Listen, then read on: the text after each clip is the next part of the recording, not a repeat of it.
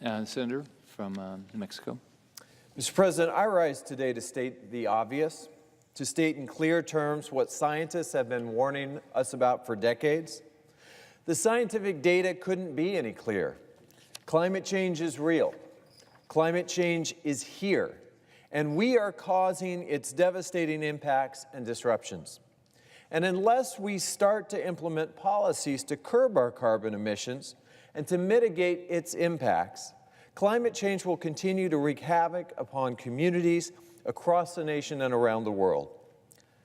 These are facts. These facts present us with the greatest and most existential global challenge humanity has literally ever faced. There are not two sides to these facts. The Earth's 5 warmest years on record all happened since 2014. This is not a coincidence. It's not an unexplained phenomenon. It's the direct result of both our actions and our inaction. Only the willfully ignorant refuse to acknowledge these facts and the gravity and urgency of what we face because of the fact of human-caused climate change. Unfortunately, the current occupant of the White House and too many here in Washington can be counted in that camp. President Trump's decision to upend the Clean Power Plan and to pull us out of the Paris Climate Accord was perhaps the most consequential representation of his inward-looking, isolationist view for America. It was a dangerous abdication of our nation's leadership role on the international stage. And if we choose to accept his failure to lead here in Congress, we will continue down a path towards a very real and very costly climate disruptions. In the coming weeks, Majority Leader McConnell says he plans to call a vote here on the Senate on the Green New Deal resolution. I wish this were a genuine effort to address our climate challenges. Clearly, it's not. It's a political stunt by the majority leader to divide those who actually want to rise to the occasion, who actually want to address this crisis, rather than offer up any substantive solutions of his own. The majority leader would have you believe that solutions to climate change are too costly or they're just too impractical to be taken seriously. I don't know about you, but to me, it is that view that is wildly out of touch and frankly dangerous. President Trump and Republicans love to talk about the climate, the costs of climate action. What we should be focusing on is the much steeper cost of inaction and the economic benefits of America leading the clean energy transition.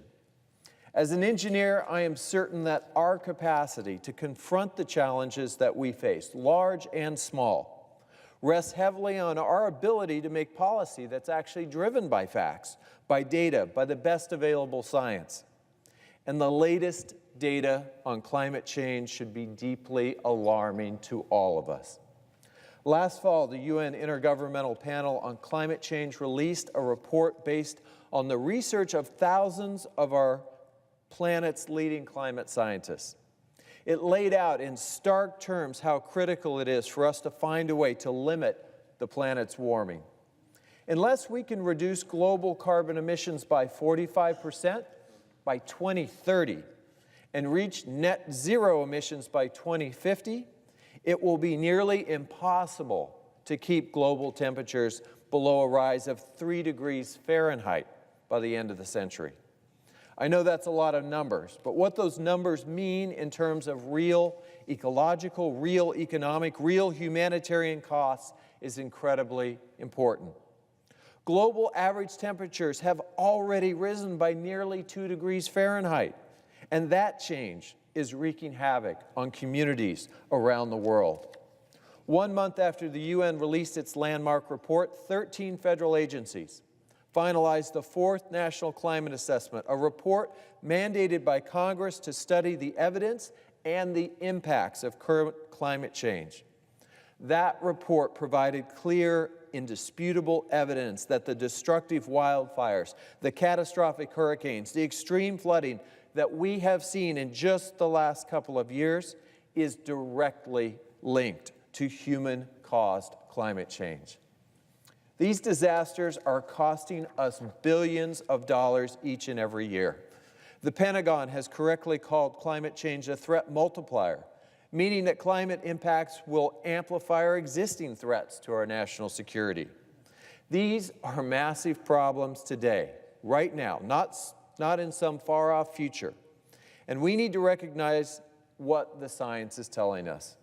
We need to recognize that the impacts and the disasters that we have seen so far are just the beginning. Things are only going to get more chaotic, more unpredictable, and more expensive unless we change our trajectory. That's going to require global cooperation. It's going to require scientific ingenuity and serious, sober policy making based on the facts in front of us to put us on a better path. I'm proud that a number of my colleagues are stepping up to think through what those actions, what those solutions, what those policies should be. And we can have a healthy debate about the best ways to achieve these reductions in our emissions. But we can't credibly dispute the science and what it is telling us and the urgency of the need to act. These are facts. It's chemistry. Yet instead of allowing us to productively debate those solutions, Majority Leader McConnell is planning to waste our time on a political stunt. Now, since Republicans took control of the Senate, they have not brought a single bill to the floor that would address emissions. Not a single one, and they have taken many actions that have actually made the situation worse. This is not the serious legislating that we were sent here to do. This is not problem solving. The United States Senate is supposed to be the world's greatest deliberative body. We're supposed to come together here on the Senate floor, in our committees, and think through the greatest issues and challenges of our time. We're supposed to propose and debate policies to meet those challenges. I would welcome a long overdue debate on what policies would most efficiently, would most effectively address our challenges. And I know that climate change often feels too big and too hard to fix. But frankly, we all need to get out of that mindset. Because climate change is a problem we can solve. In fact, climate change is a problem that we must solve. The good news is that we already have the technologies and the people to do it.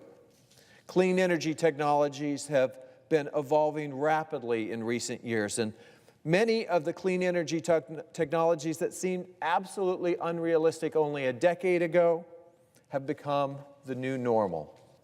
I see a future where my two boys will use a reliable, cheap, resilient electrical grid that is 100% powered by clean energy because of the technologies invented in this country, because of the technologies built and installed with American labor.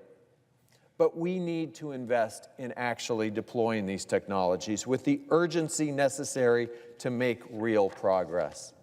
This should be a bipartisan priority, not only for its impact on curbing carbon emissions, but because it will create millions of jobs in communities across this country. Some states are already moving in this direction, and in my home state, new wind farms, new solar generation, they're bringing in billions of dollars of private investment. They're creating thousands of new jobs. But without aggressive, forward-looking national policies, we will not move fast enough.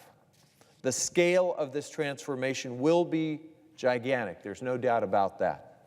But this great nation is up to the challenge. Thank you, Mr. President.